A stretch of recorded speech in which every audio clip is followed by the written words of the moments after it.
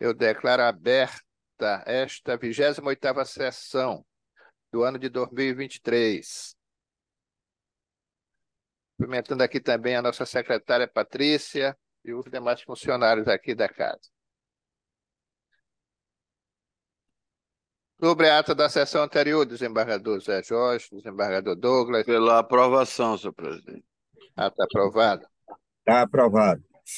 Muito bem. Como eu vejo que não tem processo esta pauta, nós vamos começar hoje dando preferência àqueles pedidos dos senhores advogados e também daquele processo onde o desembargador Vieira, que está hoje gentilmente aqui presente para me substituir em um processo onde eu tenho impedimento, nós vamos dar a primeira preferência para o desembargador Vieira nesse processo. É o segundo processo da pauta desta sexta Câmara Cível. É o agravo de instrumento de número 082 2047-13 2022. Aqui o agravante é Milene Maria de Almeida. E o agravado é Castelo Construtora Incorporadora e Reflorestadora Limitada. Aqui o impedimento é meu do desembargador Luiz Gonzaga, e por isso está para me substituir o desembargador Vieira Filho. Desembargador Zé Jorge Figueiredo dos Anjos é o relator a quem eu passo a palavra. Senhor presidente, a propósito, dando bom dia a Vossa Excelência, ao desembargador Vieira, ao desembargador Douglas, ao doutor Eduardo Daniel, à nossa secretária Patrícia, demais presentes, os advogados e demais ouvintes da Rádio Web. A respeito desse processo, senhor presidente, eu estou adiando, até para Vossa Excelência.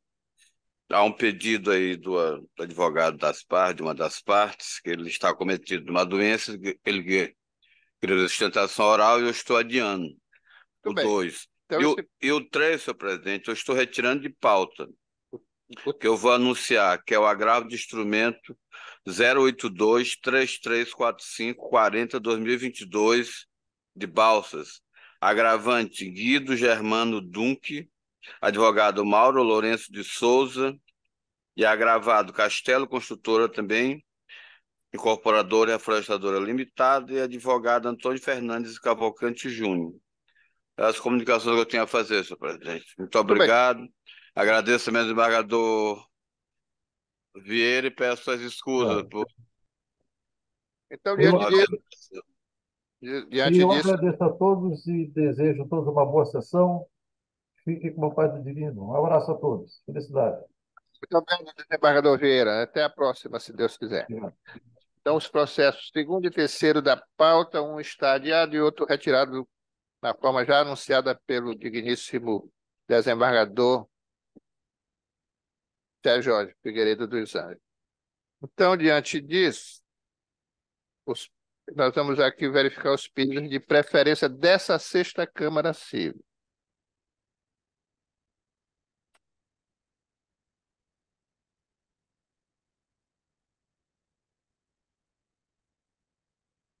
Eu verifico aqui que tem um pedido aqui do advogado no processo 10º da pauta, da minha relatoria. Apelação de número 081-2514-95-2020. O apelante aqui é Gol Linhas Aéreas S.A. O advogado é Dr. Gustavo Antônio Pérez Paixão. E o apelado é Francisco Ayrton Girão Saboia Júnior. O advogado está inscrito para manifestar-se, é o doutor Francisco Ayrton. Desembargador Gonzaga, esse processo é da sexta, É o 10º da minha relatoria. Ah, porque na minha ordem aqui... É o 10º... Seria o 4 agora.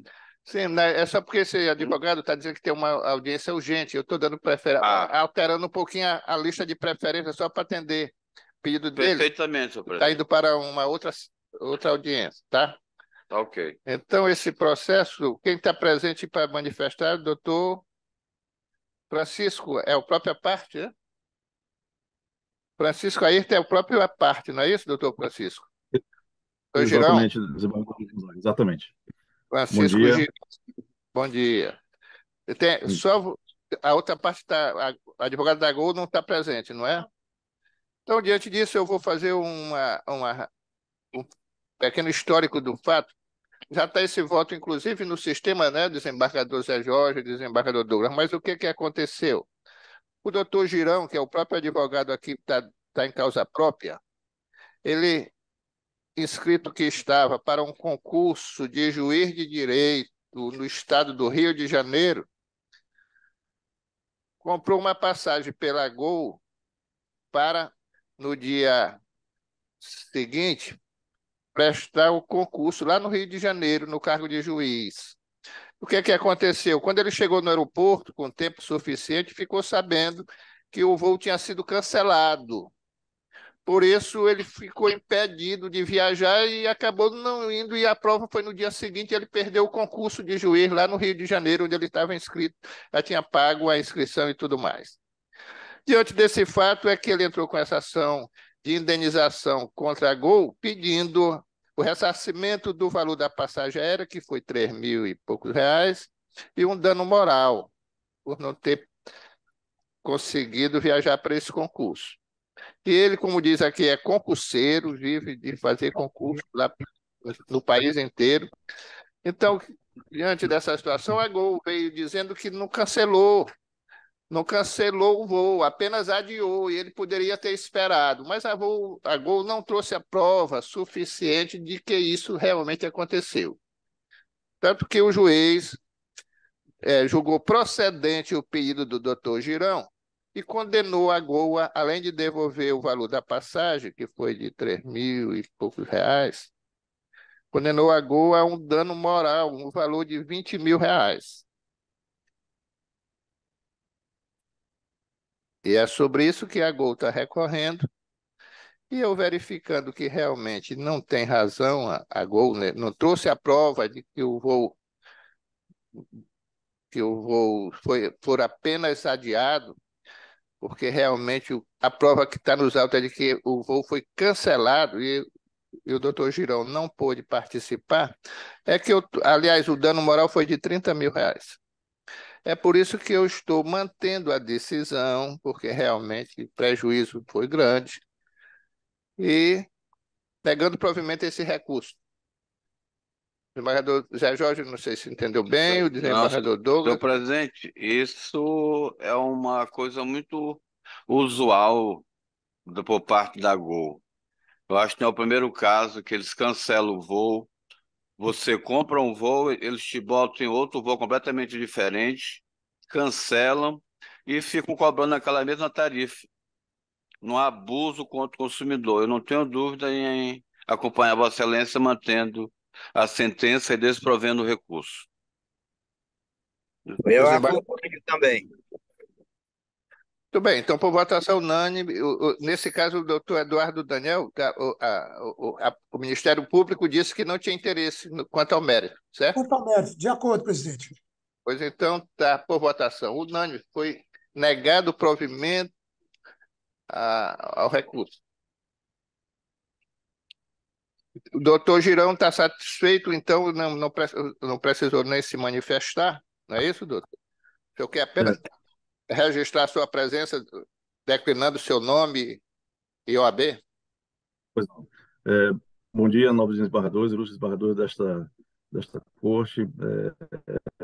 Eu agradeço a oportunidade, estou aqui justamente para esclarecer todos os fatos e já, já com a votação fico satisfeito com esse resultado por causa disso que eu sofri, né? Na realidade, eu vou ser muito breve. A Já Gol, tem encerrado em o sua julgamento. defesa... Eu queria só que o senhor se identificasse, porque o julgamento já foi encerrado até. Perfeito, desembargador, muito obrigado. Meu nome é Francisco Ayrton Girão Saboia Júnior, B Maranhão, no número 15957. Estou Bem, de voz própria. então, muito obrigado e até a próxima. Muito obrigado a todos. O próximo processo de pedido de preferência, agora, voltando, doutor desembargador Zé Jorge, é o segundo da pauta da sua relatoria. É. Aliás, é o quarto processo da pauta. Deixa eu ver aqui onde é que está a pauta.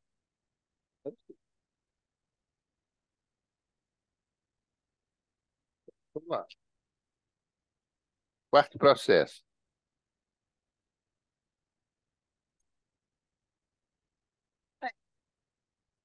É a apelação de número 083 3465-81 2018.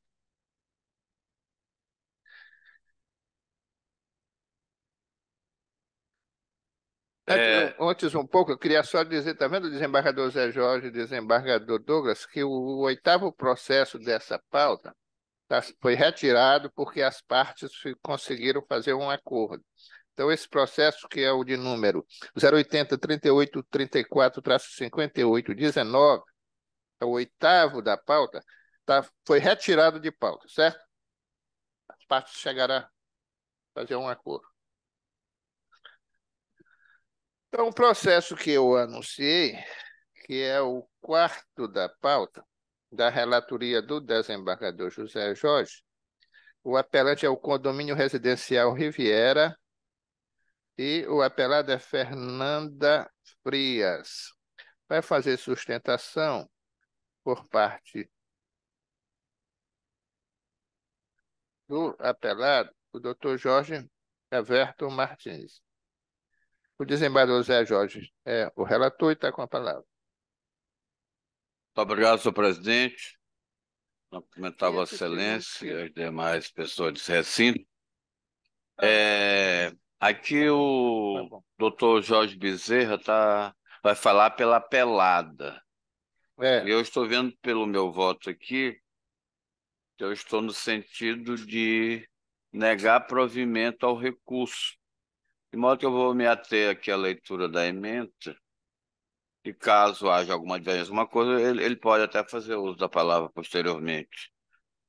Então, seria ação de decisão contratual, conexo com consignação em pagamento, sentença de parcial procedência, declaração do fim da relação contratual, consignação de pagamento, declaração de dívida do saldo devedor, rescisão do contrato por tempo determinado, multas contratuais devidas, dever de pagar os meses não quitado até o efetivo fim do contrato. O cerne da questão consiste em verificar o acerto ou desacerto da sentença combatida que declarou a parte autora, ora apelante, como devedora da quantia de R$ 104.490,24 e declarou paga a quantia de R$ 20.646,24 e condenou o autor à complementação do pagamento no importe de R$ 83.844, acrescido de juros de mora de 1% ao mês e correção monetária pelo NPC, ambos a contar do vencimento de cada obrigação. No presente caso, constatando que se trata de rescisão de contrato por tempo determinado, deve haver incidência das multas contratuais, bem como é devida a quitação dos meses que não forem futuramente pagos, nos moldes em que determinou a sentença. Apelo conhecido e desprovido. É o voto. O desembargador Douglas. Eu acompanho. Eu também estou acompanhando. Por votação unânime, o recurso foi desprovido. Temos o voto do relator. Presidente, eu quero dar bom dia a todos. Desembargador Zé Jorge, também aqui presente. Desembargador Douglas, representante do Ministério Público, servidores, advogados e demais presentes aqui. Quero agradecer, acho que está muito bem explicada a situação e é dispensável a minha sustentação, relator e presidente. Tá ok? Pois não, muito obrigado. Meu nome é então. Jorge Bezerra Everton Martins, OAB 8238. Ok? Muito obrigado. Muito doutor. obrigado, bom dia a todos. Bom dia, muito obrigado. Até mais. Então, ao primeiro processo dessa pauta, desembargador Zé Jorge, que é o de número agravo interno no agravo de instrumento de número 080 90 65-64, 2022. O agravante aqui é Lourdilene de Jesus Almeida da Silva. E o agravado é o município de São José de Ribamar. Está escrito para manifestar-se o doutor Sancler por parte do agravante, que é a senhora Lourdilene. O desembargador José Jorge é o relator. Está com a palavra, desembargador.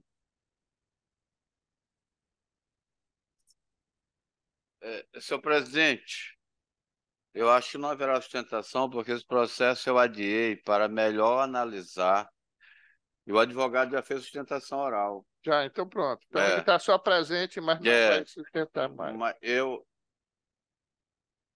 estou convencido do voto que já havia proferido, aliás, que eu adiei para analisar os argumentos do advogado, mas eu cheguei à mesma conclusão do meu voto, por isso que eu vou continuar, vou fazer leitura da ementa, no sentido de desprover o agravo interno. Eu digo por quê. Agravo interno é agravo de instrumento, processo seletivo, edital 001/2021. Não cumprimento das regras. Documentos apresentados fora do prazo estipulado no edital. Mérito administrativo. Recurso desprovido. Não observo qualquer ilegalidade em ensejar a interferência do judiciário, a fim de obrigar a administração pública à inclusão do nome da candidata no processo seletivo simplificado. Eis que a sua desclassificação se encontra consentânea com as normas editalícias, sob pena de violação ao princípio da isonomia dos candidatos, dos candidatos concorrentes nas mesmas regras e condições. Considerando que a agravante tinha ciência prévia da apresentação de documentos destinados à contratação pela municipalidade mediante a prova de títulos, arcou com o ônus da sua eliminação. Agravo interno desprovido. Assim que eu voto, senhor presidente. Tudo bem, o desembargador Douglas, como vota, por favor? Acompanho.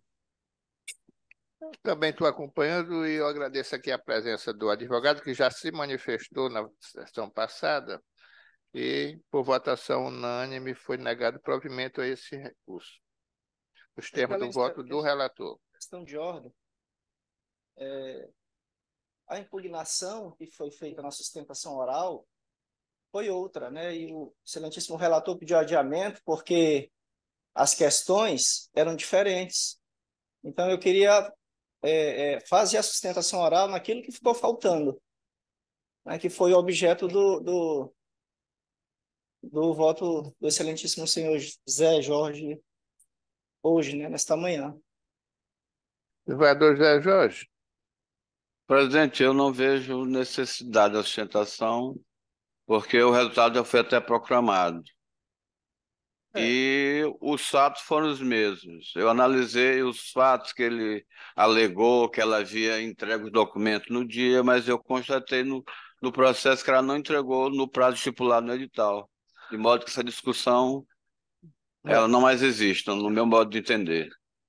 Devido já ter sido, inclusive, divulgado o resultado E ele já desse sustentou, julgamento, o senhor já teve a oportunidade de se manifestar, doutor.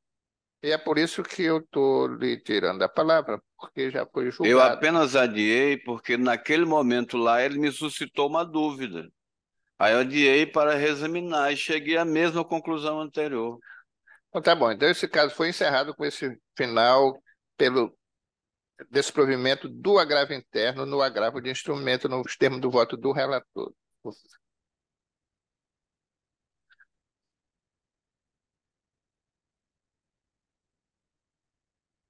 Próximo processo de pedido de preferência é o nono da pauta da minha relatoria, que é o agravo de instrumento de número 08-10-128-61/2021. Aqui o agravante é o Estado do Maranhão. O agravado é Bernardo Fonseca Garcia e outros. Está escrito para manifestar o doutor Pedro do Ailib Mascarenhas, advogado da parte agravada. Está presente o doutor Pedro? Eu estou vendo que o doutor Pedro não está, e nem o seu substituto. Doutora Doriana, está presente? Mas esse caso aqui, desembargadores, eu estou, inclusive, vou antecipar o voto, talvez não seja necessário o advogado da parte agravada manifestar-se, porque eu estou justamente negando provimento esse agravo do Estado do Maranhão.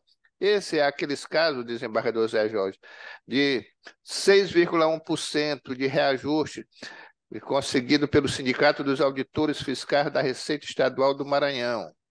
Esses casos, aqui o Estado está entrando com agravo de instrumento e nós temos já aqui votado, decidido, no sentido de que esse agravo de instrumento deve ser desprovido, porque o Estado não muito poderá entrar com uma rescisória.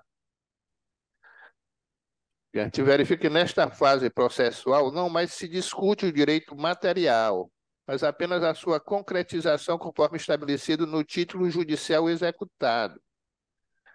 Quanto à tese de que o título incidiu em violação literal da Constituição, não cabe tal discussão nesta via recursal, mas em sede de ação rescisória. Por isso que esse agravo de instrumento, nos termos do que nós temos decidido aqui, está sendo negado o provimento.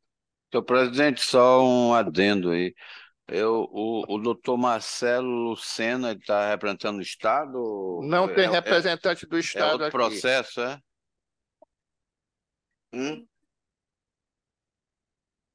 Ele não se inscreveu para se manifestar. Doutor Marcelo? Não é nesse processo. Não é nesse processo, né? Sua presença não. Tá ótimo. Mas só como tentar escrever só a doutora Doriana, Vossa Excelência, está no voto no mesmo sentido que ela está requerida, né? Eu vou acompanhar, senhor presidente. Eu acho que esse caso aí, apesar de eu entender que eles não têm direito a esse 1,1%. Desembargador Douglas. Eu acompanho. A doutora Doriana pode também, pelo desprovimento do agravo. Foi nos termos do voto, nos termos do parecer ministerial. E a doutora Doriana pode apenas se identificar para registrar sua presença. Doriana dos Santos Camelo, OAB 170, agradeço, senhor presidente, estou aqui para advogar e esclarecer. Melhore seu áudio na próxima, tá vendo, doutora Doriana? Estou saindo de um julgamento, desembargador, estou aqui no fórum. Tá bem. Muito bem. Tá, muito obrigado, doutora. Agora, veja bem, o desembargador Zé Jorge, pois não. O quinto processo da pauta da sexta Câmara Civil é da sua relatoria. Eu vou anunciar o agravo de instrumento de número 080-8974-71-2022.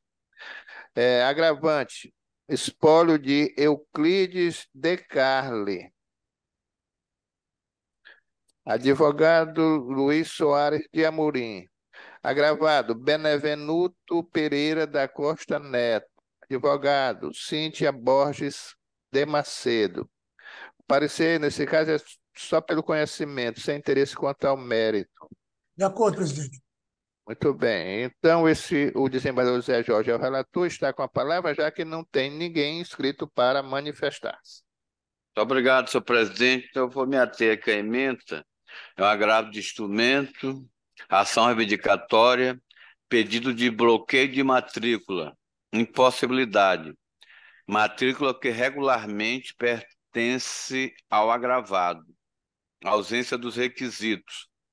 O cerne da questão posta nos autos cinge a verificação do acerto ou desacerto da decisão repulsada, a qual indeferiu o pedido da parte autora, hora recorrente, de bloqueio das matrículas 1665 e 1666 da Serventia Judicial, primeiro ofício da comarca de Alto Parnaíba, ou que se abstém de proceder à abertura de matrículas, averbações e registros imobiliários em relação às áreas em litígio. O bloqueio de matrícula de bem de domínio comprovado de outro não guarda fundamento lógico com a ação proposta pela parte requerente ora agravante, uma vez que em relação às matrículas citadas, não há litígio e sua constrição não protegeria de qualquer modo o direito dominial do requerente. Ademais, o agravado transferir o não seu direito de propriedade a terceiro não implica em perigo ao direito pretendido pelo agravante. Recurso conhecido e desprovido. É que estou votando. Muito bem. Desembargador Douglas, como vota? Acompanho. Eu também acompanho. Então, por votação unânime, foi negado o provimento ao recurso nos termos do voto do relator. O sexto processo da pauta, também da relatoria do desembargador Zé Jorge, é o de número. Agravo de instrumento 0825836-20-2022. O agravante é Pousada Paraíso dos Ventos Limitada e outros. O advogado Dr. Celso Pinho. Agravado L.A. Cantelli e Companhia Limitada, advogado Ricélio Amorim. Relator, desembargador Zé Jorge, o parecer é somente pelo conhecimento. Com a palavra, o relator. De acordo, presidente. Parecer mantido. Senhor presidente, aqui também não há pedido de sustentação, né? Então, eu estou dizendo que é agravo de instrumento, ação de execução, desconsideração da personalidade jurídica, abuso da personalidade comprovado, penhora de valores de terceiros, impossibilidade, ausência de prévia desconsideração da personalidade jurídica, reversa, penhora de cotas sociais, licitude, fraude à execução, caracterizada quanto a alienação foi efetivada depois da citação do sócio, da desconsideração da personalidade jurídica, decisão reformada, recurso parcialmente provido. Restaram demonstrados nos autos variadas esquivas perpetradas pelo casal de agravantes, no sentido de quitar dívidas escutida, pelo que caracterizaram os atos de abuso da personalidade, autorizador da decisão de desconsideração da personalidade jurídica objurgada. Neste ponto, existe razão autoagravante, na medida em que não se observou nos autos qualquer pedido expresso de instauração de incidente de desconsideração inversa da personalidade jurídica relativamente à empresa Pousada Paraíso 200 Limitada, como requerido pelo artigo 133 do CPC, não tendo ela sido instada a integrar a lide. É lícita a penhora de cotas sociais, no termo do artigo 435, inciso 9 do CPC. A fraude à execução por parte do sócio da empresa que tem a personalidade jurídica desconsiderada só se caracteriza se a dissipação de bens ocorrer após a sua citação. Agravo no instrumento conhecido e parcialmente provido. Aí eu vou ler só a parte dispositiva para melhor entender a decisão. Ante o exposto, conheço e dou parcial provimento ao recurso para reformar a decisão recorrida no sentido de revogar a ordem de penhora de ativos financeiros pelo sistema CISBA-JUDE da empresa Pousada Paraíso 200 Limitada, de valor correspondente às cotas sociais de Daniela Penha Macau e Leandro Soares Dourado, bem como revogar a ordem de bloqueio no sistema Renajude do veículo Jeep Cherokee cor preta 2014, placas OY01133, chassi número tal. É assim que eu voto, senhor presidente. Muito bem, o desembargador Douglas. Acompanho. Eu também entendi e acompanho. Então, por votação unânime, foi dado parcial provimento a esse agravo nos termos do voto do relator, desembargador Zé Jorge. O último processo dessa pauta da Sexta Câmara Civil, sétimo processo, é a apelação de número 082-1159-12-2020. Aqui o apelante é o Abdon Murá Júnior e outros. Advogado doutor Tiago Branner. Apelado Roberta Costa Xenofonte. Advogado Ezequiel Xenofonte Neto. Então, o relator aqui é o desembargador José Jorge. O parecer é somente pelo conhecimento. De acordo, presidente.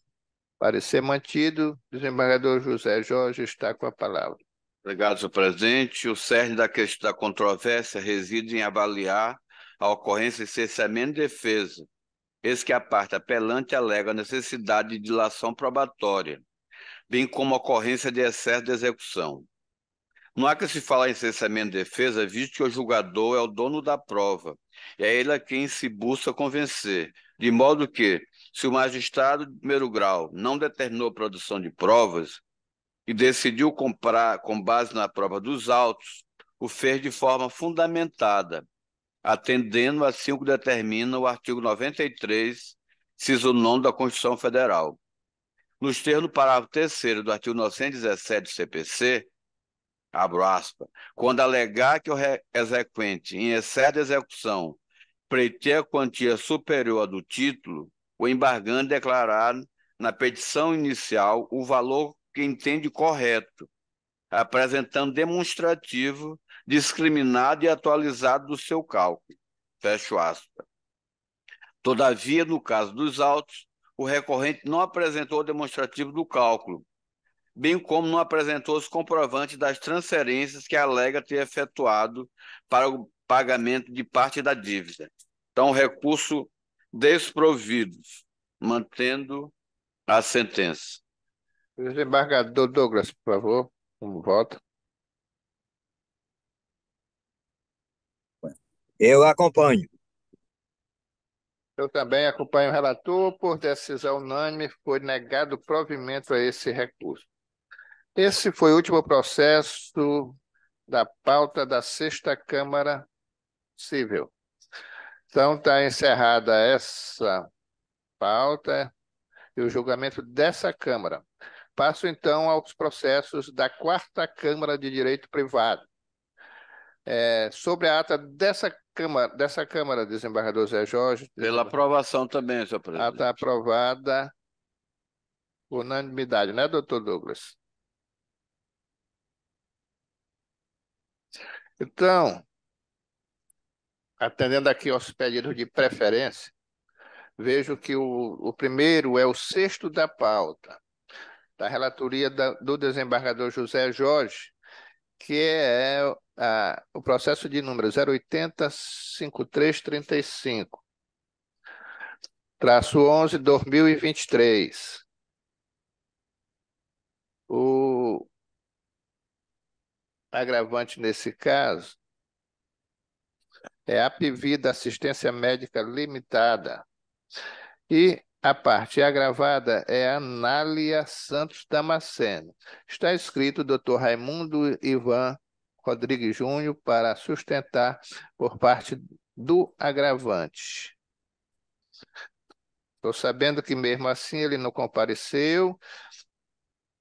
O parecer neste caso é um agravo de instrumento, multiplicado entendidos como prejudicado ao presente pedido. Aqui o parecer a doutora Sandra Elof entendeu que restava prejudicado a análise do mérito, motivo pelos quais entende como prejudicado o pedido. O desembargador José Jorge está com a palavra como relator. Senhor presidente, o meu voto está no mesmo sentido do parecer da Procuradoria, porque houve uma superveniente desistência da ação, então perdeu o objeto. Então pronto. Perfeitamente, desembargador. Então, nesse sentido que eu estou de acordo com o parecer, conhecendo e julgando prejudicado o agravo. Então tá. Votação unânime, foi julgado prejudicado, né, desembargador Douglas? Correto, correto. O próximo processo de pedido de preferência é o oitavo da pauta. É uma apelação de número 080-0172-46-2021. O apelante, neste caso, é Banco Bradesco S.A. Advogado Larissa Sento Rossi. E a parte apelada é Maria Edileuza Espíndola da Silva. Está escrito para manifestar-se o advogado da parte apelante, doutora Manuela Julião dos Santos. O parecer é pelo desprovimento desse recurso do Banco Bradesco. De acordo, presidente. Parecer mantido com a palavra o desembargador José Jorge, o relator. Presidente, haverá Excelência, Sustentação pela... por da doutora Manuela. Está Isso. escrito e está presente, pela parte apelante. seria, no caso aí, o Banco Bradesco, né? Banco Bradesco, exato.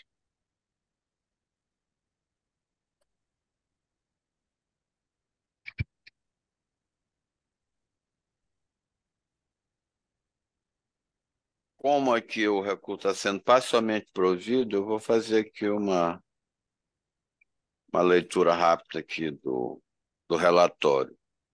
Trata-se de apelação civil interposta pelo Banco Bradesco em face da sentença proferida pelo juiz da comarca de São Bernardo, que nos autos da ação indenizatória, juizado por Maria de Leusa, julgou procedentes os pedidos formulados inicial, condenando a recorrente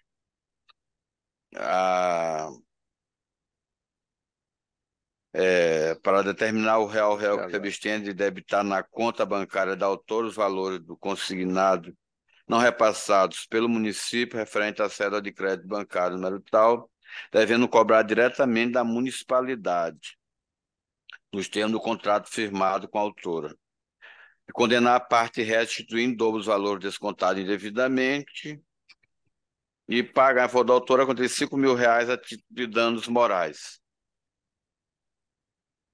Basicamente, esse relatório, o parecer foi pelo conhecimento e desprovimento do recurso do banco. De acordo, senhor relator.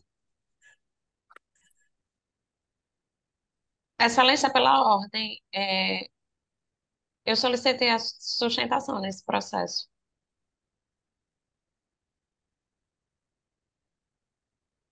Pois não, o relatório está feito com a palavra a advogada doutora Manuela dos Santos, por parte da parte apelante, pelo prazo Obrigada. regimental. Obrigada, Excelência. Primeiramente, cumprimento a todos os nobres magistrados, nobres relator julgador, serventuários da Justiça e demais presentes nesta sessão. Como já fora explicitado aqui, trata-se de uma reclamação que foi formulada pela parte recorrida, em que afirma que realizou realizou um empréstimo consignado junto ao banco, que seria descontado em folha, ela é funcionária do município, e que ela estava sofrendo desconto duplo, pois alega que, de fato, o município estava realizando desconto, mas não estava repassando. E isso está claro na petição inicial dela. E é isso, Excelências, que eu venho chamar a atenção. A própria parte recorrida, ela afirma que sofreu desconto do município e que o município não realizava o repasse para o Banco Bradesco. E neste caso, Excelências, como foi, é, como foi esclarecido na instrução processual, de acordo com a cláusula 5.2 do contrato celebrado, o banco está autorizado a descontar da conta corrente da parte autora, no caso, da hora recorrida, né, que foi a contratante, quando o débito não for satisfeito pela via anteriormente acordada, que no caso seria o consignado, seria o desconto, do município e posterior repasse ao banco recorrente. E é por estas razões, Excelência, que o banco pleiteia pela reforma da sentença, porque não o banco ele não recebeu os valores. A própria parte recorrida reconhece isso na sua petição inicial. É, e, além disso, não há má-fé do banco em descontar. Na verdade, é um exercício regular do direito do banco realizar os descontos das parcelas dos empréstimos. O que, por conseguinte, é, não se verifica o dano moral que foi fixado em sentença de primeiro grau. Por estas razões, excelências, o banco requer que o recurso seja conhecido e totalmente provido para julgar improcedente os pedidos iniciais e, acaso não seja este o entendimento de vossas excelências, o banco requer que, em virtude da ausência de má-fé, a restituição dos valores ela ocorra na sua forma simples e o dano moral seja afastado, ou, caso não seja este o entendimento de vossas excelências, que ele seja reduzido. É o que se requer. Agradeço pela atenção. Muito bem. Muito obrigado, doutora Manuela. Devolvo a palavra ao relator, José. Presidente, a questão já está bem clara. Havia um empréstimo consignado com desconto pelo município. O município deixou de encaminhar para o banco os valores descontados da conta da apelada, e o banco simplesmente foi e descontou diretamente o do salário dela. Que eu entendo aqui que essa conduta do banco realmente ela é ilícita, porque o salário é protegido pelo artigo 7º, inciso 9 da Constituição Federal.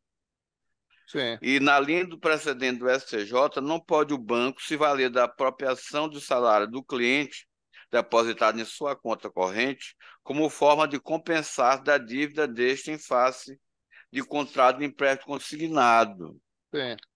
que já teve a parcela descontada na origem. Portanto, não se trata de inadimplemento da apelada, que teve indevidamente retido o reparto consignado pelo empregador ao banco credor.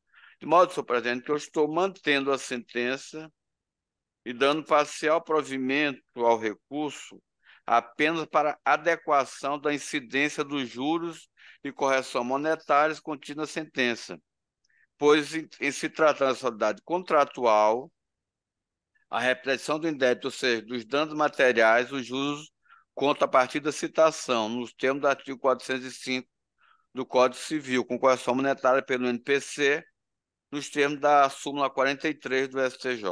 Muito bem. E o desembargador Douglas? Parcial provimento é só nesse sentido, para adequar. Então, na verdade, é um desprovimento, sendo que eu adequando o juro, não é isso? É por aí. Isso. Pronto. Eu concordo. Eu concordo.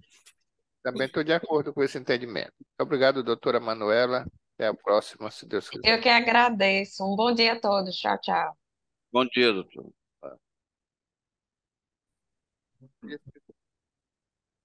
Sim, esse foi o 8º, não é? Agora, dando aqui ainda preferência aos pedidos dos senhores advogados, tem aqui o 3º processo, que é da minha relatoria. Anunciando a apelação número 0003-031-80, de 1997. O apelante aqui é o Banco Bradesco S.A., está inscrito para manifestar-se pelo banco o doutor Albérico Eugênio da Silva Gazinel. Presente, senhor presidente. Presente. E o apelado é V. Rocha e Companhia Limitada, Supermercado Oliveira. Está presente para manifestar-se inscrito o doutor Luiz Fernando Dominici Castelo Branco. Também presente aqui na sessão presencialmente. Muito bem. Esse processo é da minha relatoria. O parecer do doutor Carlos Avelar é apenas pelo conhecimento, sem interesse quanto ao mérito. De acordo, presidente. Parecer mantido. Então, aqui eu vou fazer um relatório dessa situação.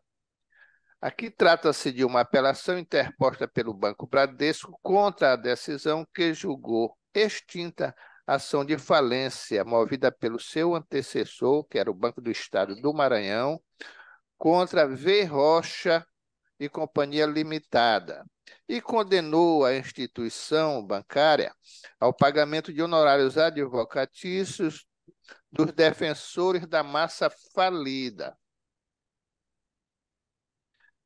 Aqui o apelante, que é o Banco Bradesco, que substituiu, no caso, o Banco do Estado do Maranhão, alega que esses honorários não são devidos, porque estão incluídos em acordo firmado entre as partes. Acordo esse utilizado para extinguir o feito, que envolve, ao dizer do banco, não só os autos onde tal transação foi celebrada, mas também, segundo o banco, efetivamente engloba os autos apensados, os quais são identificados na sentença como autos correlatos. Desse modo, tais honorários deveriam ser excluídos da condenação, até porque os advogados que atuaram em favor da massa falida já foram contemplados no acordo.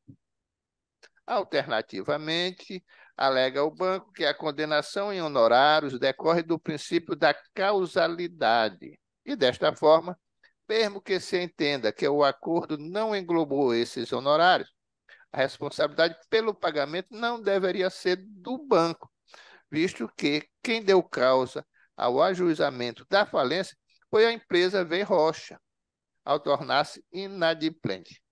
Por fim, ainda numa segunda alternativa, caso não seja acolhida nenhuma das anteriores, pretende a redução dos honorários fixada em 20%.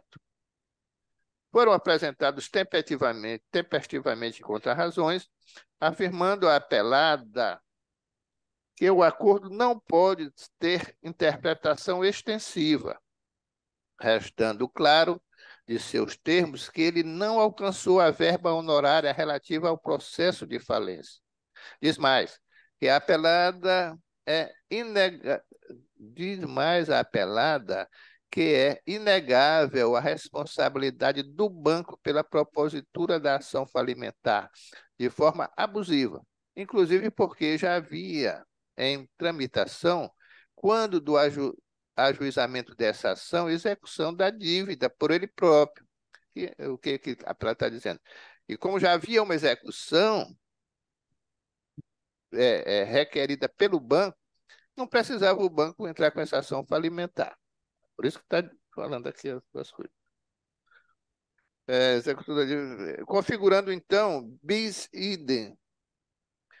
E ambas as medidas tinham sido procedidas por uma ação revisional ajuizada pela empresa V. Rocha, a qual acabou sendo julgada procedente, reconhecendo não só a V. Rocha, que nada devia ao banco, como também que este já recebera, mediante a cobrança de juros sobre juros, então vedados, recebera valor superior à dívida, circunstância que justificou a sua condenação a pagar o dobro daquilo que indevidamente fora cobrada. Por fim, relata V. Rocha a extensão dos trabalhos impostos aos causídicos por essa conduta abusiva do banco, justificando a fixação dos honorários no percentual máximo. Esses autos foram remetidos à Procuradoria, que manifestou-se apenas pelo conhecimento do recurso, sem opinar quanto ao mérito. Parecer mantido, não é, doutor Eduardo? De acordo. Muito bem. Esse é o relatório. A discussão aqui é apenas honorários, na forma que foi. Os advogados estão presentes, eles vão ter a oportunidade de melhor esclarecer o fato. Então, esse é o relatório.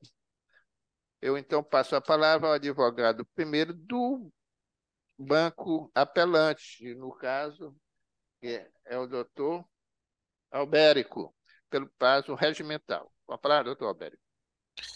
Excelentíssimo senhor presidente, também relator Luiz Gonzaga Almeida, aos demais desembargadores presentes, segundo juiz, terceiro juiz, senhor procurador presente. Como bem foi relatado por Vossa Excelência, trata-se de uma apelação contra a sentença que, nos autos falimentares, julgou extinto o processo justamente por conta da celebração de acordo entre as partes, né, o banco e a empresa Verrocha, mas aplicou honorários de sucumbência mesmo extinguindo a ação por acordo formulado entre as partes. O recurso busca basicamente a reforma disso no seguinte aspecto, Excelência.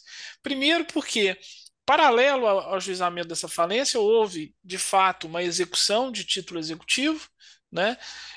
E também uma ação revisional. Essa ação revisional, como também foi bem relatado, ela foi julgada procedente, teve um crédito aí apurado pela empresa, e no final do dia, o que aconteceu? O banco fez um acordo com essa empresa Verrocha, né? E esse acordo expressamente previu que colocava fim a todas as ações envolvendo as partes, ou seja, todas as ações aonde figurava Banco Bradesco e Verrocha, ainda que Banco Bradesco na substituição do Banco Estado do Maranhão, né? Mas Banco Bradesco e a Verrocha, todas as ações estavam sendo negociadas e findadas com aquele acordo, né? Isso é expresso no instrumento de acordo celebrado entre as partes. Inclusive, houve nesse acordo uma previsão de honorários, né, que foi recebido os honorários pelos próprios patronos da Verrocha, né, e extinguiu todas as ações. Exatamente pela celebração desse acordo, que foi homologado nas ações revisional e na execução, que no juízo falimentar, que estava, obviamente, apensado, né, essas ações tramitaram de forma em apenso, que o juízo falimentar extinguiu a falência, né, a ação falimentar, exatamente por conta do acordo. Mas aí, ultrapassando os limites do acordo, ultrapassando aquilo que as partes negociaram, fixou honorários de sucumbência, no patamar mais elevado, né, do artigo 85, 20%. O banco entende que o acordo colocou fim a toda e qualquer discussão entre as partes, né? Se o acordo é expresso ao dizer que coloca fim a todas as ações que envolvem as partes, por óbvio, né? Seja a ação falimentar ou seja qualquer outra ação, né? Foi dado quitação a ambas as partes, tanto aos honorários expressamente previsto, quanto a condenação principal. Ademais de tudo, ainda que superada essa questão, é preciso fazer uma reflexão sobre o princípio da causalidade, porque veja, o fato do pedido falimentar ter sido distribuído pelo banco decorre do inadimplemento do título executivo que foi objeto de execução. Né? Não foi o banco que fez a empresa ficar inadimplente e ela ajuizou o pedido falimentar. É ela que deu causa. Né? Se houve o acordo, essa causa, esse interesse processual se perdeu, por óbvio. Então, a resolução óbvia que deveria constar pela sentença era a extinção, né? Acolhendo aquilo que as próprias partes entabularam, né? De colocar fim a esses processos. Mas, se for analisar o princípio da causalidade, quem deu a causa ao pedido falimentar? É a própria empresa. Não pode o banco ser condenado ao pagamento de honorários. E eu vou mais além, excelências.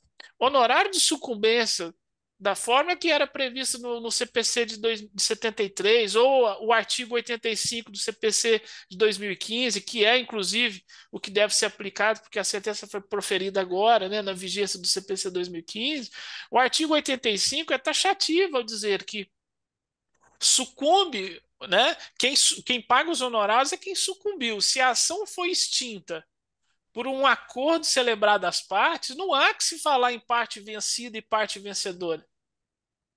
Né? Ambas as partes nos sucumbiram, porque a ação foi extinta, sem resolução de mérito. Não há uma declaração de quem está certo ou está errado. Não porque o juiz de primeiro grau fez algum equívoco, não é isso. É que ele acolheu o que as partes entabularam como acordo. Então, ele não pode suprir a vontade das partes e dizer, não, o banco está certo, a Verrocha está certa. Então, por isso que a ação extinguiu sem resolução de mérito. E, nesse sentido, quer pelo princípio da causalidade, quer pela literalidade do artigo 85 do CPC, não há parte vencedora nem parte vencida, neste caso. E nem nos outros, mas que não são objeto da ação, porque foi feito acordo. né? Então, as partes fizeram expressamente isso. Então, é nesse sentido, Excelência, que eu rogo pelo provimento do recurso para que essa sentença seja complementada e afastada os honorários de sucumbência, porque, de fato, na luz do artigo 85, não há, neste caso, parte vencida nem vencedora, e o princípio da causalidade, obviamente, favorece a tese do banco, no sentido de que quem deu causa ao pedido falimentar foi a própria empresa pela sua conduta de inadimplência precedente ao juizamento da ação. Eu agradeço a palavra, senhor presidente, e devolvo. Por não. Muito obrigado, doutor. Eu agora vou passar a palavra ao advogado da parte apelada, doutor Fernando Castelo Branco, pelo prazo regimental. Excelentíssimo senhor presidente desta quarta Câmara de Direito Privado, excelentíssimo desembargador José Jorge Figueiredo dos Anjos,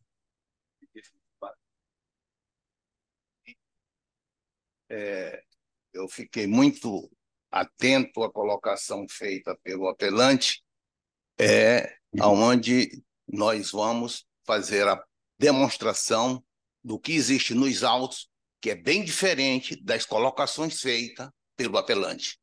Começamos a dizer que houve efetivamente uma transação extrajudicial, cuja transação extrajudicial ficou especificado no instrumento elaborado pelo próprio apelante, assinado pelo apelante, que diz: celebram acordo extrajudicial no tocante aos objetos de todas as ações judiciais listadas abaixo. Aí vem a lista das ações, especificação feita pelo apelante, onde está dentro dos autos. Primeira ação, a ação de execução de título extrajudicial. Essa ação de título extrajudicial, que foi objeto do acordo, foi feito uma petição e juntada na petição o instrumento do acordo para o juiz homologar, e o juiz homologou. O segundo processo, ação rescisória, proposta por V. Rocha. V. Rocha, de posse do instrumento extrajudicial, levou ao relator, e o desembargador Kleber Moreira, doutor Kleber, homologou a ação rescisória, o acordo feito. E, por último, a ação de repetição de indébito. Também foi feito o acordo dentro dos 3 processos que foram objeto do acordo. O juiz da segunda vara homologou a extinção o acordo feito. Esses foram os 3 processos que foram objeto do instrumento particular do acordo. Não existe nos autos, neste acordo extrajudicial, nenhuma referência nos processos abaixo, citando o processo da massa falida número 3031 80.1997. O que que se deve esclarecer na cláusula 7ª, que diz, com referência a esses 3 processos que foram objeto do acordo, diz: os advogados das partes participam do presente acordo, renunciando ao direito de eventuais honorários sucumbenciais relativos às ações acima listadas. Quais foram as ações acima listadas? As 3 ações: a ação de execução, a ação de repetição de indébito e a ação rescisória. Essas são as 3 ações. Mas o apelado cita que houve uma colocação na cláusula 10ª, onde diz que onde diz na cláusula 10ª, que diz que as partes renunciam de eventuais recursos nos processos conexos, em especial a ação de execução 3031 80.1997. Essa é a referência feita no 4º processo, que não foi objeto do acordo dos 3 processos listados abaixo. Veio a cláusula 10ª e diz que o processo 3031 ele não será objeto de recurso, porque as partes renunciam eventuais recursos nesse processo. Então, mais uma vez, vem o apelante e, usando de má fé, ele pretende entrar com o recurso de apelação quando ele desistiu do recurso de apelação, quando consta na cláusula 10ª que, desse modo, o banco apelante não está descumprindo os termos da referida sentença, eis que, como se vê do aludido à cláusula, as partes também renunciam de eventuais recursos nos processos conexos especialmente o de número 3031, que é de V. Rocha, que é o processo falimentar. Excelência, ainda tem um fato interessantíssimo que o apelante não trouxe na tribuna. É que dos 3 processos de execução, de repetição de indébito e da ação rescisória, esses 3 processos foram juntados no juízo no dia 3 de maio de 2019, porque o acordo extrajudicial foi firmado no dia 29 de abril.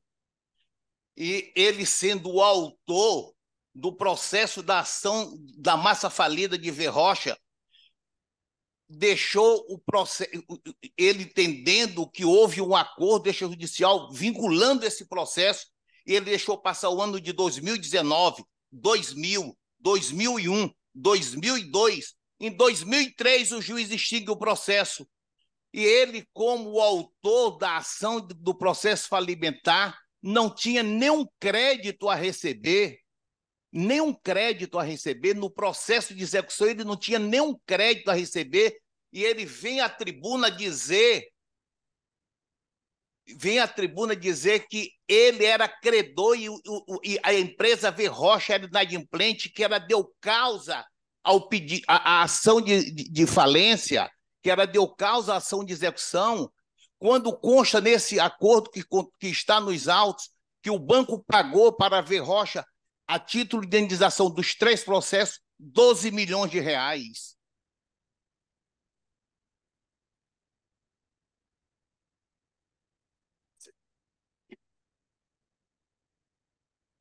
Propósito de contribuir para melhor entendimento.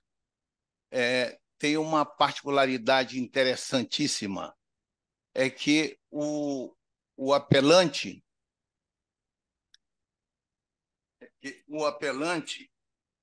ele se arvorou da cláusula 10ª, e na cláusula 10 não faz referência à desistência do processo de V. Rocha. Na cláusula 10ª, pelo contrário, faz referência que os participantes do acordo renunciam a qualquer recurso. Então, o apelante, se ele renunciou a qualquer interposição de recurso a partir da data desse acordo firmado, como é que agora ele entra com recurso de apelação se ele havia renunciado o direito de recorrer? Isso são colocações que eu estou fazendo no propósito de deixar claro a má-fé do apelante. Eu concluo requerendo que, nesse julgamento, Vossa Excelência negue provimento ao recurso. Tudo bem. Eu acho que, mais ou menos, os senhores desembargadores já estão entendendo. Mas vou fazer aqui, o voto é meio extenso, mas não vou ler todo. Eu entendo aqui que os pressupostos admitem o conhecimento da apelação. E digo que é certo que entre as partes, depois de décadas de litigância, foi firmado um acordo com a participação dos respectivos advogados. Tal avença, entretanto, tem contornos precisos, afirmando-se logo no início do respectivo instrumento quais são as ações englobadas naquela transação. A saber, o processo de número 1319, traço 55, 1319/1997, é ação de execução. Quer dizer, aquele acordo diz que realmente engloba aquela execução de número 1319,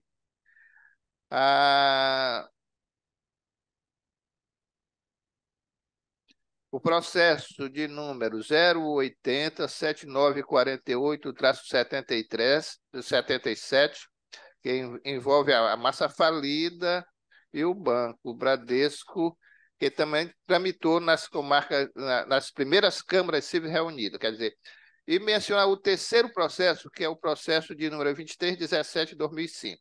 O acordo menciona realmente esses três processos, que envolvem os três processos. Não há, pelo que se vê nesse acordo, nenhuma menção à presente ação de falência, quer dizer, é o quarto processo. Esse quarto processo não está mencionado naquele acordo que foi lavrado entre as partes. Aquele acordo menciona exatamente só aqueles três. E é diante disso que o juiz, quando extinguiu esse quarto processo, anos depois, fixou os honorários, condenou o banco a pagar os honorários da parte de Verrocha, né? É mais ou menos, a discussão é somente essa. Eu entendo que realmente o acordo não englobou esse quarto processo, e por isso que eu vejo que a decisão está correta quando condenou o banco nos honorários desses advogados. Por isso, senhor desembargador Zé Jorge, desembargador Douglas, é que eu estou conhecendo e negando provimento ao recurso para manter a sentença que condenou o banco a pagar honorários nessa quarta ação não mencionada no acordo. É como eu estou votando.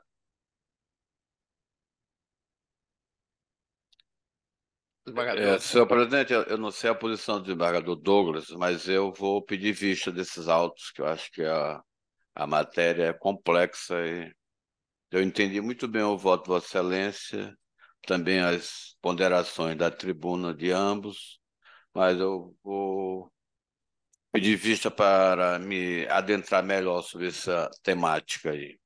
Pois não. Então, Eu, desembargador eu Douglas, também vou pedir vista para dar uma olhada nesse assunto. então é vista compartilhada do desembargador José Jorge com o desembargador Douglas, depois do voto do relator Luiz Gonzaga pelo desprovimento do recurso. Esse processo, desembargador, veja bem, a secretaria aqui está querendo saber se a gente já deixa marcado, já que tem visto, o dia 9/11 é melhor, porque dá um tempo para os dois, não é? Porque foi adiado, é? É, esse aí que o senhor está pedindo vista. Ah! O senhor está pedindo vista e o desembargador Douglas também. Então, a gente já podia deixar ele... Designar uma data, né? Uma data que seria, segundo a secretaria, dia 9/11, não é isso? Dia 9. Por mim, tudo bem, senhor presidente. Põe até mais tempo, né? Pode ser, desembargador Douglas. Dia 9/11, a apresentação desse processo em pauta, aqui na pauta do dia 9/11. Tudo bem, tudo bem. Então, 9 nesse dia eu vou até estar viajando. Vai ter a sessão por videoconferência. Era melhor até Mas era bom a sua presença no dia do julgamento, né? 16/11, certo? Tá bom assim, desembargador? Já fica designado, senhores advogados, esse processo será concluído, tudo indica. E vai ser publicada a pauta, né? Eles vão ter conhecimento. Né? Ela vai publicar. Né? Vai publicar para o dia 16/11, não é assim que é? Para 16/11.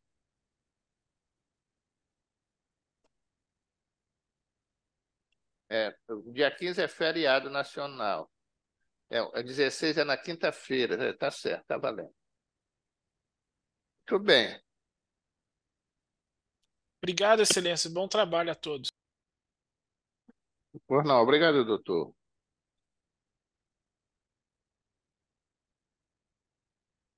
Seguinte, o processo da pauta, da pedido de preferência, esse foi o terceiro. Nós temos aqui agora o nono processo da pauta da relatoria do desembargador José Jorge. Nono processo é apelação de número 081-1297-59-2022. O apelante é Domingos Lima Fidalgo.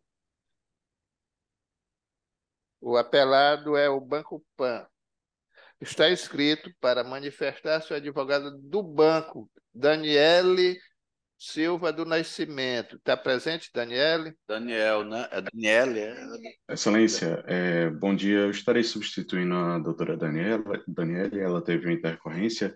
O subestabelecimento já se encontra nos autos. Vai manifestar-se o doutor Daniel. É? Seu nome? Não, meu nome é William Ribeiro Salvador de Andrade, estou inscrito na OBPE 60-127.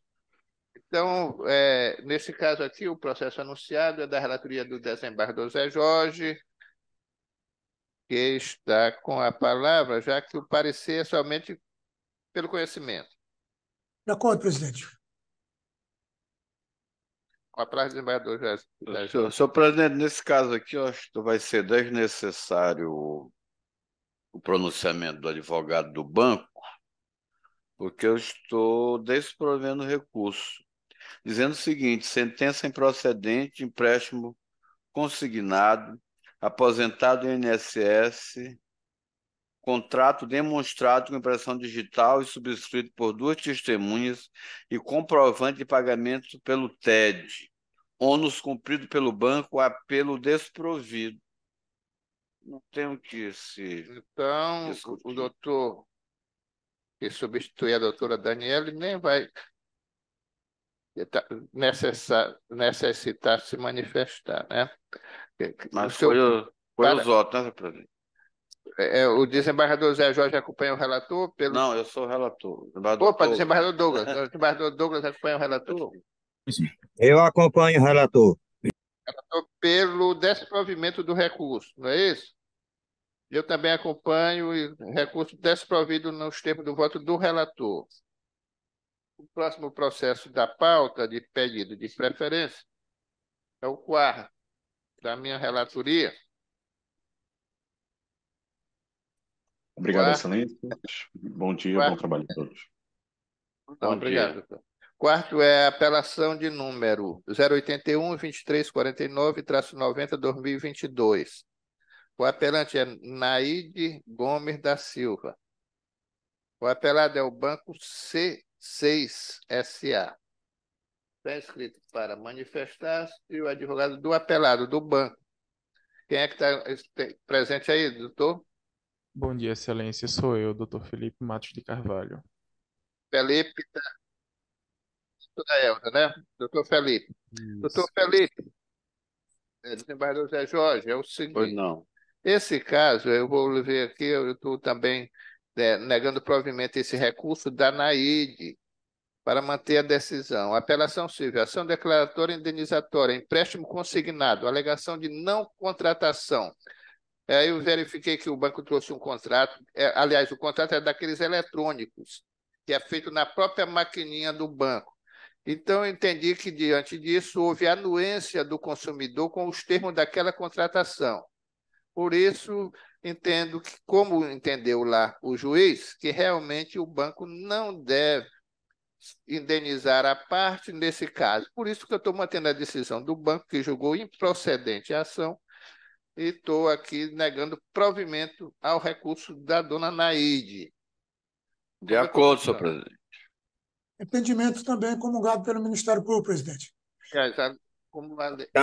Também sou de acordo. Inclusive, manifestou-se o Ministério Público. Então, por votação unânime, foi negado o provimento ao recurso, nos termos do voto do relator, e está de acordo com o parecer ministerial. O quinto processo... Obrigado, excelências. Bom dia. Obrigado, doutor. O quinto processo da pauta, também da minha relatoria, É a apelação de número 082-91-31-96-2021. O apelante, nesse caso, é Mongeral Alegon Seguros e Previdência S.A. Está inscrito para manifestar o doutor Lázaro Roberto Silva Júnior, por parte do apelante Mongeral Seguros e Previdência. E o apelado é José Murilo Luiz Mendes. No caso, não está presente o advogado, certo? Eu vou fazer aqui uns... Bom dia, excelências. Bom dia. Eu estou presente pela mão geral, tá? Pela mão geral. O advogado da parte apelada é que não está presente. Só está da parte apelante. O que é que acontece aqui, desembargador José Jorge, desembargador Douglas? Aqui a parte autora dessa ação, senhor José Murilo Mendes, eu vou fazer um sucinto relatório aqui para não ler toda essa peça, que o voto é até comprido. Aqui o senhor José Murilo Luiz Mendes entrou com uma ação contra a Mongeral Seguro,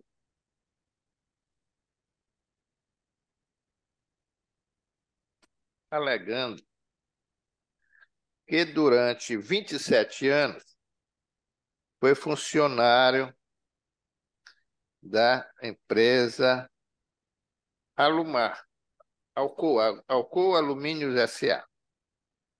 E que o esforço que desenvolvia na sua atividade lhe causou, atividade segundo ele que exigia muito esforço, lhe causou aqui uma invalidez permanente para o trabalho, tanto que foi aposentado pela Previdência por invalidez prestada lá em decorrência do acidente do trabalho. Embora não tenha havido acidente em si, a própria atividade dele, durante esses 27 anos, lhe causou uma incapacidade para o trabalho. E por conta disso, é que ele, que havia com a empresa Alcoa um contrato de seguro coletivo em grupo, para, no caso de invalidez por acidente, ele receberia o valor do seguro, que, segundo menciona aqui desse processo, o valor desse seguro seria de 393 mil e poucos reais. Quando ele solicitou esse seguro, a empresa seguradora indeferiu o pedido porque entendeu, desembargador, que não houve acidente. E ele está dizendo que o fato de ele estar aposentado por uma doença ocupacional é equiparada a acidente de trabalho. Essa que é a discussão.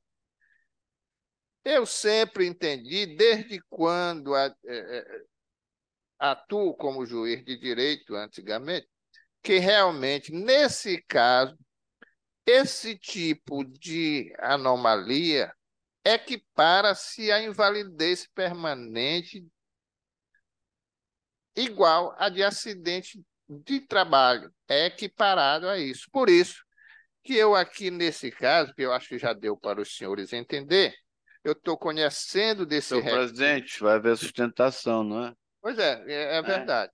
Né? Vai, nesse caso vai, né? Então, esse que é a discussão. O relatório é esse. Então, eu passo a palavra ao advogado da seguradora para, no prazo regimental, se manifestar. Com a palavra o advogado, doutor Lázaro. Pelo prazo regimental, doutor Lázaro.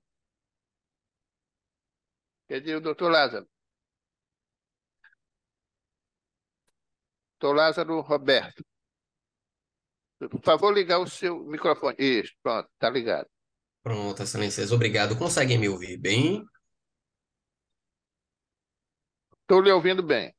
Obrigado, excelências. Inicialmente, bom dia a todos. Lázaro Roberto, AB Bahia 35547, na presente ocasião, representando os interesses da Mongeral Aegon. Excelências, o que ocorre no caso dos autos? Na verdade, minha breve exposição que eu pretendo fazer, ela traz dois pontos. Primeiro, questões preliminares que justificam sequer o julgamento do mérito da ação. E segundo, questões de mérito. Eu vou partir inicialmente para a questão de mérito, que foi o ponto, inclusive, apresentado de forma respeitosa pelo eminente magistrado relator, que é a seguinte questão.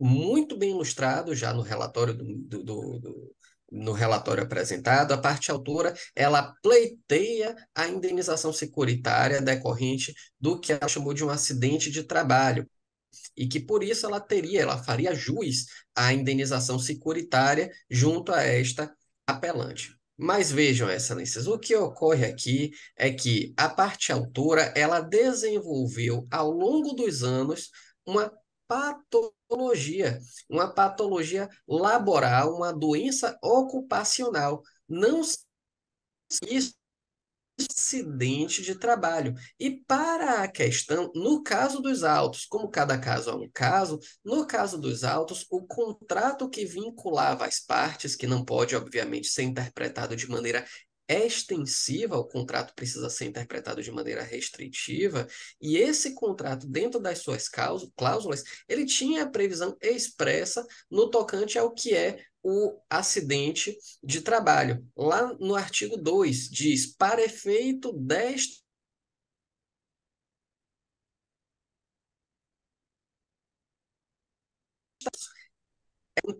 com data certa, né, com data caracterizada, exclusivo e diretamente externo, súbito, involuntário e violento, causador de lesão física que, por si só, independente de toda ou qualquer outra causa, tendo como consequência direta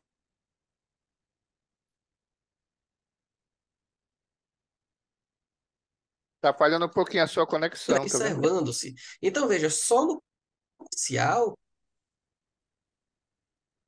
Eita, deixa eu ver se melhora aqui. Conseguem me ouvir agora? Tá, estou lhe ouvindo. Pronto. Então, somente no conceito inicial, excelências, do caput das condições gerais que eu acabei de ler, resta muito bem definido que acidente pessoal, que é o que é coberto por este seguro, é aquele evento com data caracterizada, exclusivo e diretamente externo, súbito, involuntário e, principalmente, está expresso no contrato, violento, ou seja, é um acidente súbito que acontece. A doença desenvolvida pela parte autora, a doença ocupacional desenvolvida ao longo dos anos, não justifica, portanto, a sua confusão com o conceito de acidente do trabalho. Por essa razão, ele não fazendo jus à indenização securitária. Eis o ponto que justifica, de plano, a improcedência da ação, excelências. Inclusive, para além disso, para além da questão meritória que eu acabei de trazer, existem questões processuais que justificam, como eu adiantei anteriormente, o sequer julgamento do mérito da presente ação. Isso porque, excelências, em primeiro ponto, há de observar que a parte autora, ela sequer buscou a demanda administrativa antes da propositura da presente ação de cobrança de seguro indenizatório. O que quero dizer, excelências, é que a parte autora sequer buscou a negativa da seguradora inicialmente, para depois propor a presente ação. Não houve pretensão resistida da seguradora no que tange ao pleito da parte autora. E para situações como a que eu acabo de ilustrar, vale pontuar que o STF já decidiu em tema de repercussão geral Isso consta no bojo de nosso recurso, isso no recurso extraordinário 631240 de Minas Gerais, que a existência de prévia via administrativa não viola a justiça. Ou seja, é necessário, em caso como, por exemplo, deste, que a parte autora tenha formulado de fato a prévia solicitação administrativa para justificar a pretensão resistida, como não ocorreu no caso dos autos. Esse é o primeiro ponto que justificaria a extinção do presente feito inicialmente, sequer o exame do seu mérito. No segundo ponto, excelências, nós apontamos que não houve aviso de sinistro pela parte autora. O que quero dizer com isso? De acordo com as condições gerais do seguro que vinculava as partes, nas cláusulas 5 e 6 e na cláusula 18, existia a previsão expressa de que a parte autora deveria contactar a seguradora para liquidação do sinistro, ou seja, comunicar imediatamente o sinistro, para que então a partir daí pudesse ser aberto o processo de sinistro e avaliada a possibilidade de indenização ou não. Isso eu faço alusão, excelências, ao próprio contrato que vinculou as partes no seu artigo 6º, que diz: em caso de sinistro coberto por esse seguro, o estipulante ou subestipulante ou beneficiário, como é o caso do autor, deverá comunicar o sinistro à seguradora e provar satisfatoriamente a sua ocorrência, através da entrega dos documentos básicos listados abaixo. E aí nós elencamos nas condições gerais desse próprio enlace contratual como deveria a parte autora proceder para avisar o sinistro e assim poder dar cumprimento às suas obrigações contratuais. No entanto, a parte autora nada disso se prestou a fazer, propondo diretamente a presente ação indenizatória, sem aviso de sinistro prévio, sem negativa da seguradora, o que justificava, em primeiro plano, a ausência de pretensão resistida e agora, nesse segundo ponto, a ausência de cumprimento do próprio dever contratual da parte autora, do segurado. Terceiro ponto, excelências, questão processual também e prejudicial de mérito. A presente pretensão indenizatória do segurado encontrava-se prescrita quando da propositura da ação. E eu explico por quê, excelências. No caso dos autos, vale salientar que, se tratando de indenização securitária, o nosso Código Civil prevê a prescrição ânua pelo seu artigo 206, parágrafo 1º, 2b do Código Civil. No caso em comento, a parte autora ela teve completa ciência do fato gerador, ou seja, da sua incapacidade laboral, em 27 de fevereiro de 2020. E por que em 27 de fevereiro de 2020 nós estamos tomando como referência documentação médica juntada pela parte autora nos autos, onde nessa documentação médica diz ali: solicito afastamento de suas atividades laborativas por tempo indeterminado, e aí consta o CID e a data de 27/2/2020. Contudo, excelências, a presente ação foi proposta apenas em 14/7/2021, ou seja, com mais de um ano e meio da data em que se deflagrou, e então que a parte autora tomou conhecimento de sua incapacidade laboral. Por essas razões, excelências, aqui, a própria pretensão da parte autora já encontrava-se prescrita quando da sua propositura, e essa questão não restou suficientemente e adequadamente apreciada pelo magistrado da Corte. Então, resumindo os pontos apresentados, excelências, o que nós pleiteamos na presente oportunidade é o provimento do recurso da mão geral com a integral reforma da sentença proferida pelo juiz do Acor. Integral reforma no sentido de, seja para levar à extinção do feito por ausência de pretensão resistida, uma vez que não restou a parte não demonstrou a parte autora de que buscou administrativamente apresentar sua pretensão, por isso não houve negativa que justificasse a judicialização de plano do presente requerimento judicial. Segundo ponto, não houve comunicação de sinistro, ou seja, não houve cumprimento de um dever contratual próprio do segurado, como também elucidado. Terceiro ponto, a demanda é prescrita, uma vez que, conforme documento médico apresentado pela parte autora, ela tomou conhecimento do sinistro, ou seja, do seu afastamento em data específica, e não buscou propor a presente ação ou buscar a seguradora para apresentação de requerimento administrativo dentro do prazo de 1 ano da prescrição ânua do artigo 206 do Código Civil. E, por fim, excelências, ainda que todas essas questões processuais e prejudicial de mérito restem superadas, o que não se espera, como pontuado no início de minha elucidação. O que ocorre junto à parte autora não se tratou de um acidente com data certa e específica, de forma súbita e violenta. Estamos falando de uma doença ocupacional ocorrida, deflagrada ao longo de anos, o que não se confunde com um acidente nos termos das condições contratuais que as suas partes. Por isso, impondo-se a improcedência do pleito de indenização, impondo-se a improcedência da tentativa da parte autora de confundir os institutos, que um acidente de ordem violenta não se confunde com a doença ocupacional, como foi o caso dos autos. Por isso, pleiteamos, excelências, mais uma vez, o provimento desse recurso com o julgamento da improcedência da ação, agradecendo a atenção de vossas excelências e devolvendo a palavra ao eminente presidente. Tudo bem. Como os desembargadores viram, tem duas preliminares aí primeiro. Uma é de que não houve o requerimento administrativo prévio. Nesse ponto, o próprio juiz lá rejeitou essa preliminar, entendendo que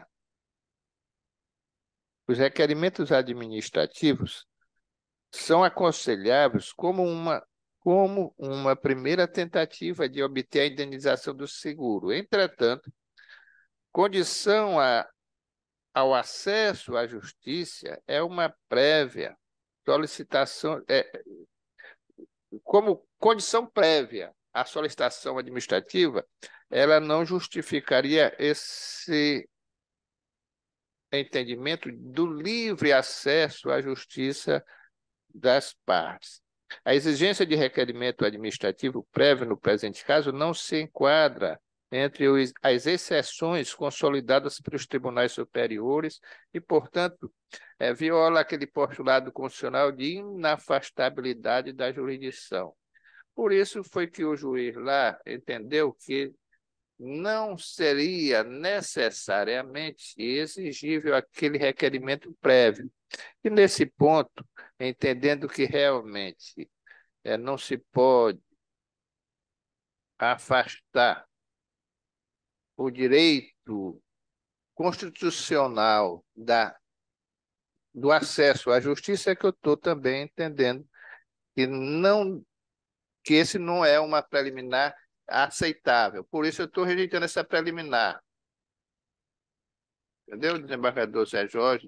Há uma decisão do Supremo com relação a essa matéria, mas eu acho que não envolve isso aí. São dois casos específicos, né? Salvo engano. De modo que eu vou acompanhar Vossa Excelência na preliminar. E o desembargador Douglas? Eu acompanho também. Pois não. Então, a segunda preliminar levantada é a da prescrição. Quanto a essa aí, eu observo que o juízo de primeiro grau entendeu que não houve ciência inequívoca da incapacidade, rejeitando a prescrição dessa decisão semeadora, porque ele entendeu que sequer houve um agravo de instrumento que discutisse essa preliminar. Entendendo que operou-se a preclusão neste caso, eu estou entendendo que operou-se a preclusão em relação à matéria, motivo pelo qual o tema não pode ser apreciado em sede de apelação, porque a parte, no caso a seguradora, deixou passar a oportunidade de atacar essa preliminar num agravo de instrumento. Eu estou entendendo que está precluso esse direito. Qual seria a preliminar? De prescrição. De prescrição? Mas eu acho que nós podemos sim observar a prescrição, matéria, né, de competência absoluta que pode ser visto qualquer grau de jurisdição. Eu entendi aqui que, embora a ocorrência da prescrição possam ser apreciadas somente na sentença, Não há óbice para que essas questões sejam examinadas por intermédio de decisões interlocutórias, hipótese em que caberá ao agravo de instrumento, sob pena de informação de coisa julgada material sobre a questão precedente. Motivo: provido o recurso especial pelas relações de outrora, fica prejudicado o exame da questão. Eu aqui trouxe uma decisão do STJ, da ministra Nancy Andrighi, datada de 2019, que diz que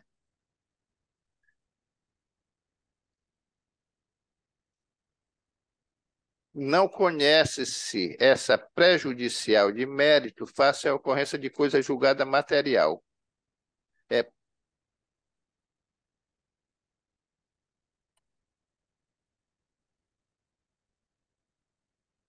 Essa questão da prescrição, realmente ele entrou com 1 ano e meio depois de... O prazo da prescrição é de 1 ano, né, no caso de seguro. Ele entrou 1 ano e meio Ele depois. entrou 1 ano e meio depois. Presidente, eu posso até ser vencido, mas eu acho que nós podemos apreciar sim a prescrição, mesmo porque no novo sistema do Código de Processo, tudo se devolve para apelação, até aquelas coisas não Olha, agraváveis. essa prescrição, eu vou então fazer o seguinte.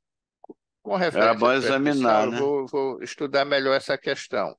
Então, Nós vamos adiar, né? eu vou pedir o adiamento desse processo para apreciar melhor essa questão da prescrição. Parece que o advogado até saiu aí Então, o advogado está Deve ter caído. Já? Como é o nome dele? É o doutor Lázaro. Doutor Lázaro. Nós estamos adiando esse processo para a próxima sessão para que se aprecie melhor a preliminar com referência à prescrição, certo? Será trazido na próxima sessão, tá? Obrigado, então, meu Perfeito, doutor. Excelências. Muito obrigado pela atenção, pelo cuidado no julgamento e sensibilidade de Vossas Excelências. Uma boa sessão a todos. Obrigado, até a próxima.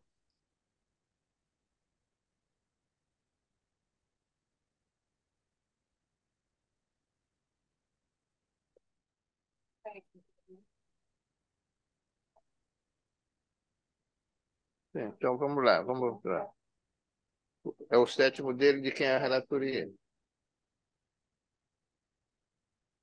Ainda seguindo os pedidos de preferência, tem o 7º processo da pauta, desembargador Zé Jorge, que é da sua relatoria.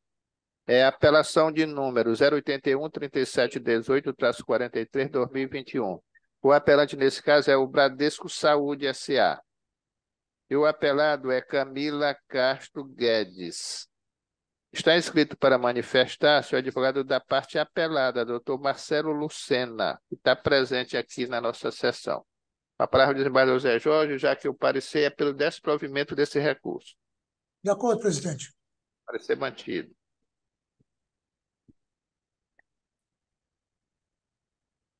Parecer pelo desprovimento, não é isso? É. De acordo, relator. Senhor presidente, estou sendo informado que o advogado ele não pediu para sustentar pelo site, no sistema. Isso é exigência nossa aqui. Então, ele não está legalmente habilitado para fazer sustentação oral. Então tá certo. Se ele não requereu, ele apenas vai assistir à sessão. O julgamento. Mas de toda sorte, eu acho que a decisão não é desfavorável a ele também, não. Então vamos nos ater aqui à ementa, apelação civil, plano de saúde, prescrição de estimulação magnética transcraniana, neuromodulação, dever da prestação, recusa indevida à cobertura, direito à vida e à saúde, dano moral caracterizado, astrentes arbitrada com razoabilidade. E eu estou aqui, senhor presidente, mantendo realmente essa sentença até eu votar no sentido de reduzir o dano moral para 5.000, mas eu resolvi manter a sentença e, inclusive, com relação ao dano moral de R$ 10.000, que eu acho que é suficiente para reparar que o dano, de modo que eu estou seguindo o parecer da Procuradoria e pelo desprovimento do recurso. Desembargador Douglas. Acompanho. Então, eu também acompanho a decisão, foi pelo desprovimento, de acordo com o parecer, de acordo com o voto do relator.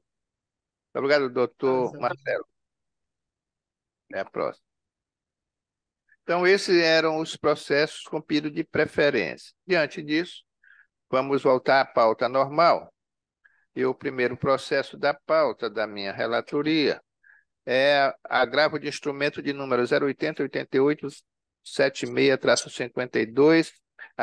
Aqui o agravante é Aldecino Bacelar, o advogado é o doutor Luiz Henrique, e a parte agravada é Luiz Henrique Camarão. Tudo bem. Como não tem ninguém para manifestar-se durante o julgamento, eu vou ler aqui a ementa, desembargadores. É um agravo de instrumento, onde as partes, o Alcino pediu esse agravo. Ele queria uma tutela provisória para que a sua inclusão nos quadros sociais, a exibição de documentos, ele pede exibição de documentos, e que o juiz lá concedeu.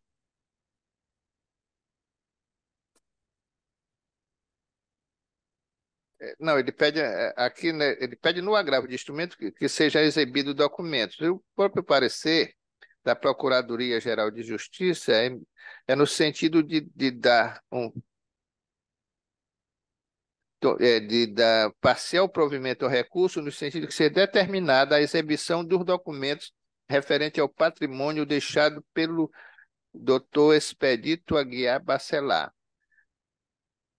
Realmente, no final, eu estou seguindo o parecer ministerial, votando pelo conhecimento e parcial provimento desse recurso de agravo de instrumento, confirmando uma tutela provisória que eu já concedi para determinar a exibição de documentos em poder das empresas supracitadas para apresentarem relatório da administração sobre os negócios sociais e demonstração financeira, além do balanço patrimonial, atas de assembleia, extratos bancários e a escrituração fiscal, desde 2009 até a presente data.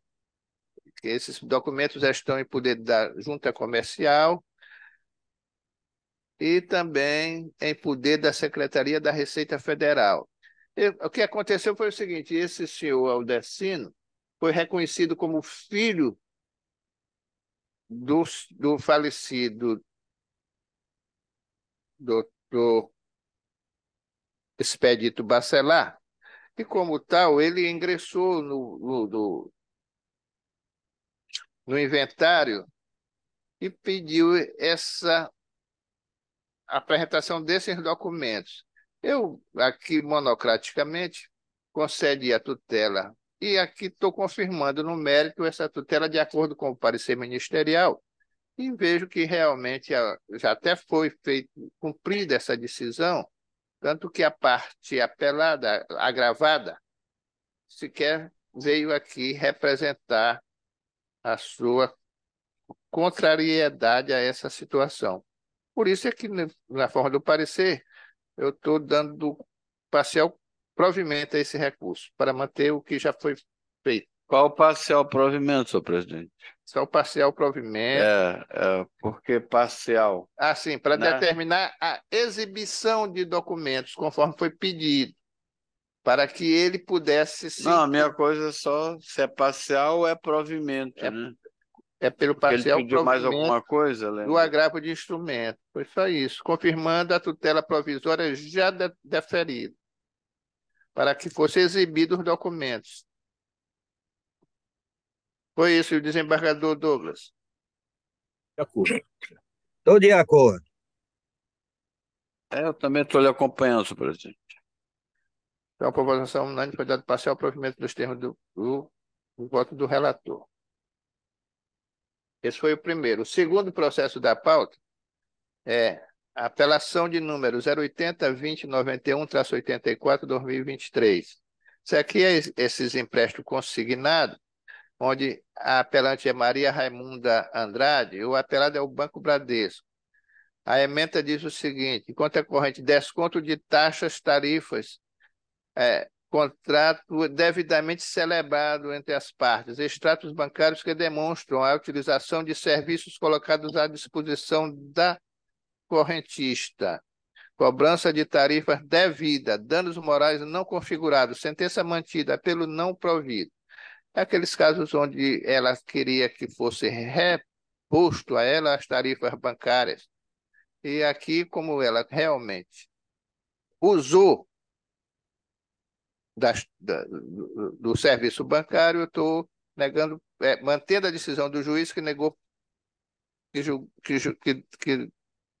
julgou improcedente o seu pedido. Então, aqui eu estou também negando provimento. Acompanho, senhor presidente. Acompanho também.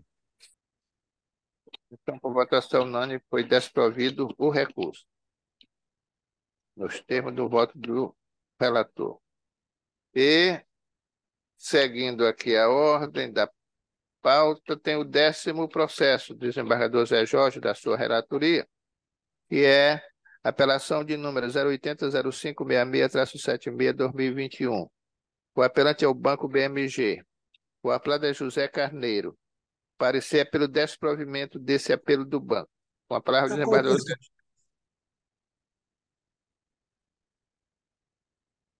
Zé Jorge. Entendeu? Presidente, eu estou de acordo com o parecer. A sentença foi procedente, empréstimo consignado modalidade cartão de crédito, IRDR 53983, fraude, sentença mantida, apelo desprovido. Muito bem, o desembargador Douglas. Acompanho. Também estou acompanhando, então, por votação unânime, foi negado provimento ao recurso nos termos do voto do relator. Esse foi o último processo dessa pauta da 4ª Câmara de Direito Privado. Alguma outra coisa, desembargador Zé Jorge, desembargador Douglas? Nada, presidente. Tudo bem. Nossa sessão ainda das 11. O doutor Eduardo. Tudo transcorreu dentro da normalidade, graças a Deus. Bem, então, diante disso, nada mais havendo, eu declaro encerrada esta sessão da 4ª Câmara de Direito Privado, agradecendo a presença de todos.